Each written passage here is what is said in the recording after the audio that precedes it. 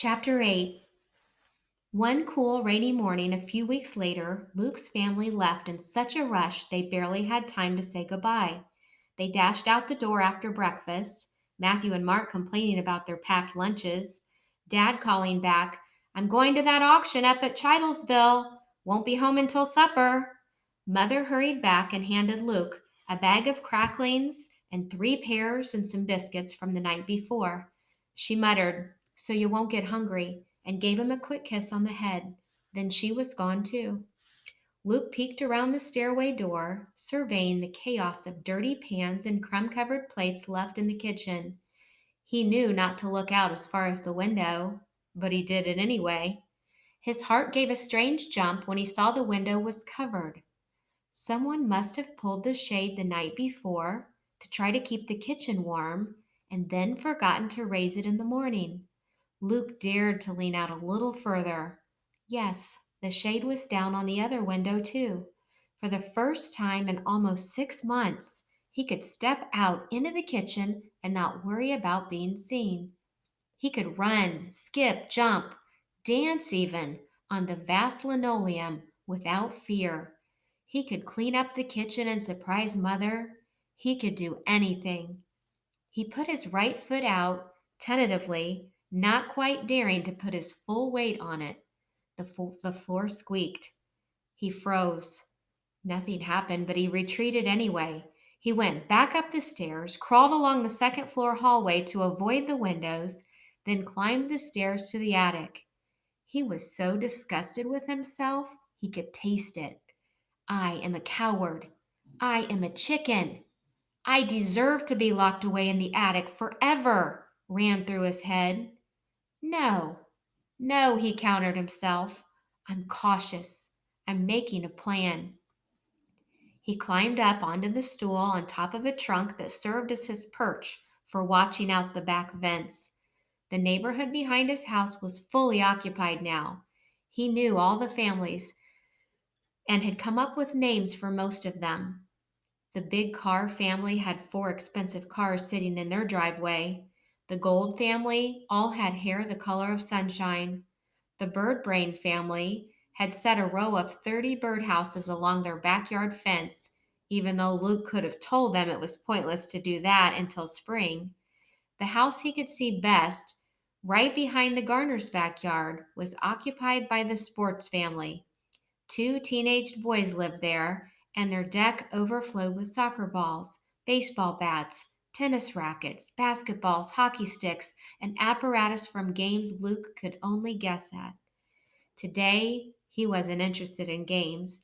He was interested in seeing the families leave.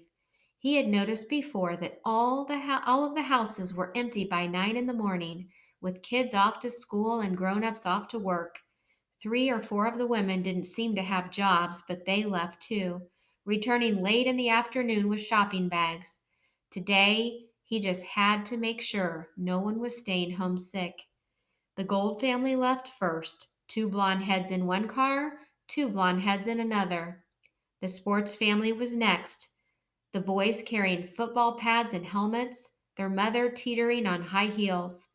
Then there was a flurry of cars streaming from every driveway onto still sparkling new streets. Luke counted each person, keeping track so carefully that he made scratches on the wall and counted the scratches twice again at the end. Yes, 28 people gone. He was safe. Luke scrambled down from his chair, his head spinning with plans. First, he'd clean up the kitchen. Then he'd start some bread for supper. He'd never made bread before, but he'd watched Mother a million times. Then maybe he could pull the shades in the rest of the house and clean it thoroughly. He couldn't vacuum. That'd be too loud. But he could dust and scrub and polish. Mother would be so pleased. Then in the afternoon, before Matthew or Mark or the kids in the neighborhood got back, he could put something on for supper, maybe potato soup. Why, he could do this every day. He'd never considered housework or cooking particularly thrilling before. Matthew and Mark always scoffed at it as women's work, but it was better than nothing.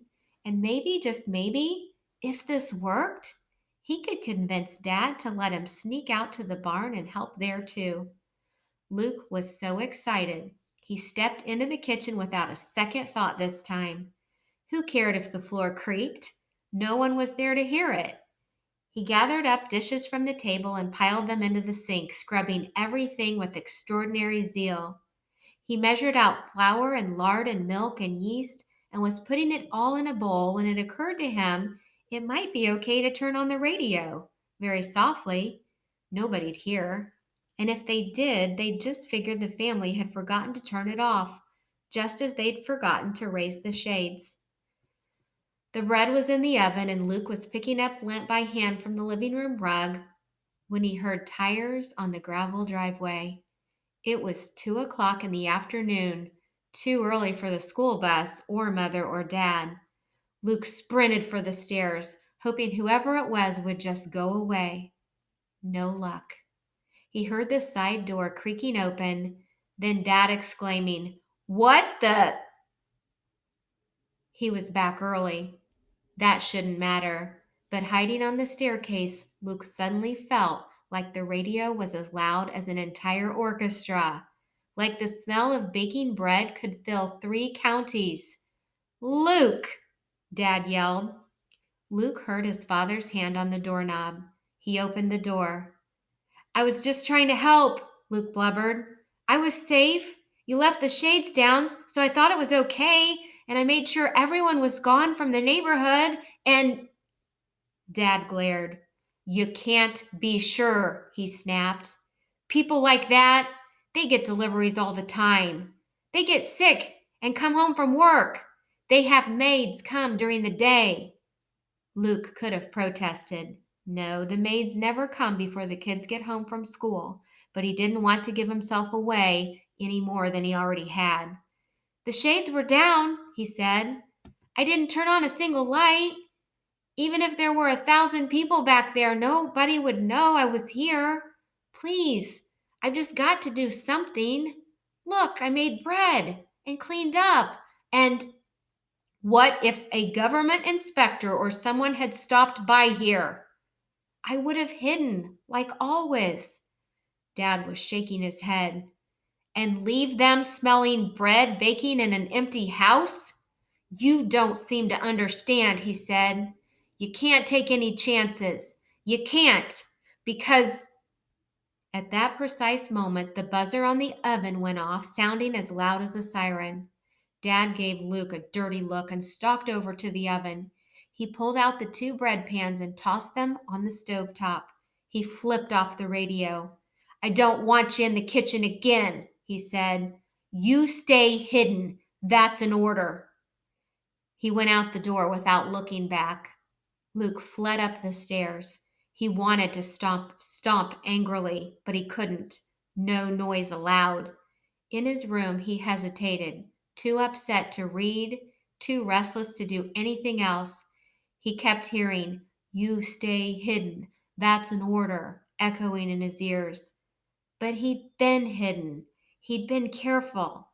To prove his point, to himself at least, he climbed back up on his perch by the back fence and looked out on the quiet neighborhood.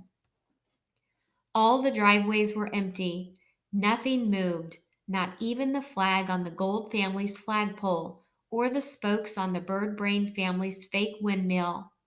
And then, out of the corner of his eye, Luke caught a glimpse of something behind one window of the Sports family's house.